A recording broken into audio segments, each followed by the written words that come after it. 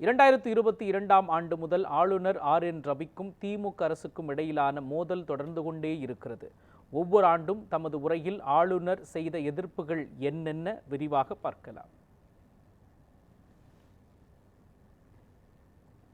தமிழ்நாடு ஆளுநராக இருந்த பன்வாரிலால் புரோஹித் பஞ்சாப் மாநில ஆளுநராக மாற்றப்பட்டதும் 2021ஆம் ஆண்டு செப்டம்பர் 18ஆம் தேதி புதிய ஆளுநராக ஆர்.என். ரவி பதவியேற்றுக் கொண்டார்.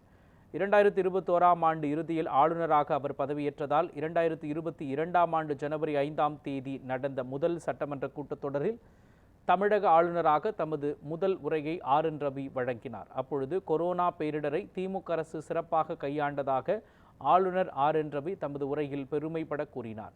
அதே உரையில் திராவிட மாடல் அரசு என்கிற வார்த்தையையும் ஆளுநர் தமது உரையில் குறிப்பிட்டு பேசினார். 2023ஆம் ஆண்டில் ஆர்.என். ரவி வாசித்த ஆளுநர் உரையில் இருந்துதான் திமுக அரசுக்கும் ஆளுநருக்குமான மோதல் போக்கு தொடங்கியது. குறிப்பாக 2023ஆம் ஆண்டு கூட்டப்பட்ட சட்டமன்ற கூட்டத்தொடரில் தேசிய கீதம் பாடுவதற்கு முன்பாகவே ஆளுநர் ஆர்.என். ரவி வெளிநடப்பு செய்தது சர்ச்சையானது. அதே இடத்தில் ஆளுநர் உரையில் இடம்பெற்றிருந்த திராவிட மாடல் அரசு என்கிற வார்த்தையை வாசிக்க தயக்கம் காட்டியதும் பேசு பொருளானது. 2024ஆம் ஆண்டு ஜனவரி 9ஆம் தேதி கூட்டப்பட்ட சட்டமன்ற கூட்டத்தொடரில் சமூக நீதி, பெரியார், அறிஞர் அண்ணா, காமராஜர், அம்பேத்கர் ஆகியோர் பெயரை ஆளுநர் ஆர்.என். ரவி உச்சரிக்க மறுத்தது சர்ச்சையை மேலும் வலுவாக்கியது. தமிழ்நாடு அரசு தயாரித்து கொடுத்த உரையை ஆளுநர் வாசிப்பதுதான் வழக்கமாக இருக்கும் சட்டமன்ற நடைமுறையில் ஆளுநர் ஆர்.என். ரவியின் செயல்பாடுகள் தேசிய அளவில் பேசுபொருளானது.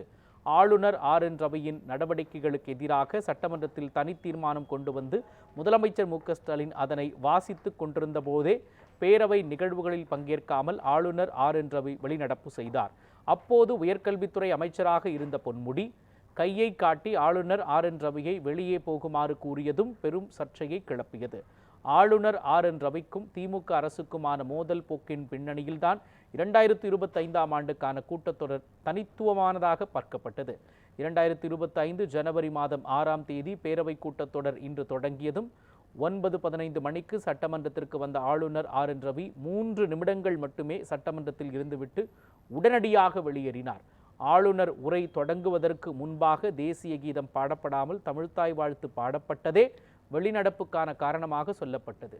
இதுகுறித்து ஆளுநர் மாளிகை அளித்த விளக்கத்தில் நாடாளுமன்றத்தை போல் ஏன் தேசிய கீதத்தோடு பேரவை நிகழ்வை தொடங்கவில்லை என்று சுட்டிக்காட்டப்பட்டது.